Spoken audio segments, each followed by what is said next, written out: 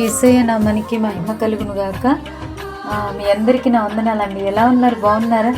దేవుని కృప ద్వారా మీరు క్షేమముగా ఉందరుగాక. మీకు సమాధానం కలుగునుగాక. మీరు సమృద్ధితో నింపబడుదురుగాక. మీరు దీవించబడుదురుగాక.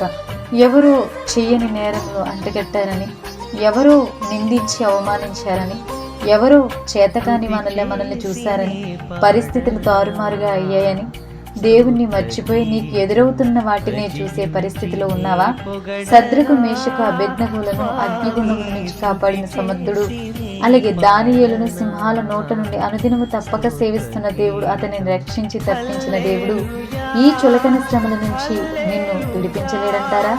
అగ్ని కొలిమి అనే సవాళ్ళు, సింహాల గుహ అనే సవాళ్ళు మీరు ఊహించుకున్నంత చిన్నగా ఉండేవి కాదు, ఆషామాషీవి కావు. వారు ఏం చేశారని అంత సవాళ్లు ఎదురయ్యాయి? విగ్రహానికి నమస్కరించినందుకు, ముమ్మారు ప్రార్థించినందుకు నీతిమంతుడును న్యాయమంతుడైన దేవుడు వారి పక్షంగా వారి పక్కనే ఉండి అద్భుతంగా వారిని విడిపించాడు. వారికంటే నీ సమస్యలు చాలా చిన్నవి.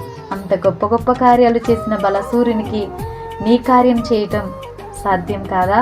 నిన్ను తప్పించటం ఆయనకు అసాధ్యమా? దేవుని నామాన్ని బట్టి, దేవుని నిమిత్తం సత్యం కోసం నిలబడినందుకు నిన్ను అవమానించి నిందిస్తున్నారా? అయితే బాధపడవద్దు, నీ పక్షంగా దేవుడే ఉన్నాడు.